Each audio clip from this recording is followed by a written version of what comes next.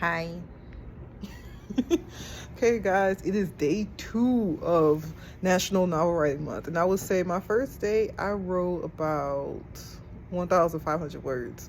And so if I keep up this momentum, I'll have 50,000 to finish this book. And honestly, it's just something that I want to write because I haven't written fiction in years, like, honestly. And so I am challenging myself that because I get to work at like 6:30, 7 o'clock ish in the morning, because I live like an hour away, that I have the time to sit here and write before I actually like clock in and do work. So I'm going to be trying to write at least 1,000 words. If I don't get, well, my goal is to at least get 1,000. And then if I write anything extra, that'll be great. So I can reach the 50,000 mark. Because if not, it'll be, I think, a novella, which is still okay with me. Because initially, because I'm writing a romance novel, I would like for this to be published at the end of February. So that's the goal. That's the dream. I have about 4 projects that I want to publish within my book company next year. And I already sent in the submission to create my imprint name, which is Cupid Curls Press. Now, this actually used to be LLC in Louisiana, but I recently closed it about, I want to say 6 months after it opened. I opened it in October, so I think a couple months ago I closed it. But it initially was his own business, but now it's going to be an imprint name because that's really the whole point of it.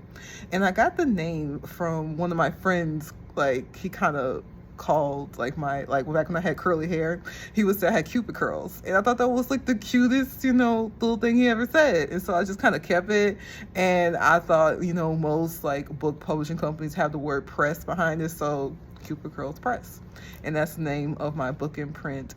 And I'm hoping that not just me will be publishing books, but also like people who I know, people who are non-writers, that you want to publish a book, you need help learning how to publish a book. And that's what this channel is for now. Because I can always post library content. I could do that like once a week. Like, initially, if you want to find out what it's like behind public libraries, especially academic libraries, I got you. But most importantly, my focus is helping you become a writer. And so that is really the whole game right now. And so with me challenging myself to do this every single day in the month of November, I know I can get it done. I already know a freelance editor that could help me go ahead and get this ready to be published. And I already have someone on standby to do the book design. And I already got everything else under control. It's just got to get my ISBNs, and I got to get my Library of Congress cataloging number. And so that way my book, and then your book, if you choose to go with my company, will be in libraries. And that's an even wider net of readers. And so initially, this is me really putting my goals out there and what I want to do, because I am putting all my focus into this. Like, I believe that this is what I'm supposed to be doing. Because this was my dream at one point, and I gave it up because I got so many rejection letters. I just got tired of it. And so I put my full focus into going to graduate school and then working towards this career, which isn't what I thought it would be. It's not as fun anymore. And it's ironic that I'm going back to writing, because I started on a book. Now I'm still finishing it. It's another romance novel, but it's more so for like promoting sisterhood and whatnot.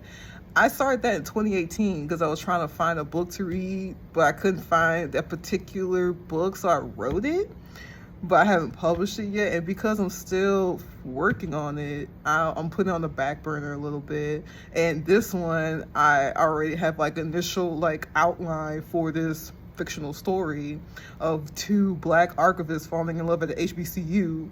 And I think it's inspired because of the fact that I work at the HBCU, and there are not enough HBCU stories. And there's even a TikToker on here who wrote like a fantasy book based like he created his own HBCU. I'm like, that is so cool. Like, I would love to like create stories like that.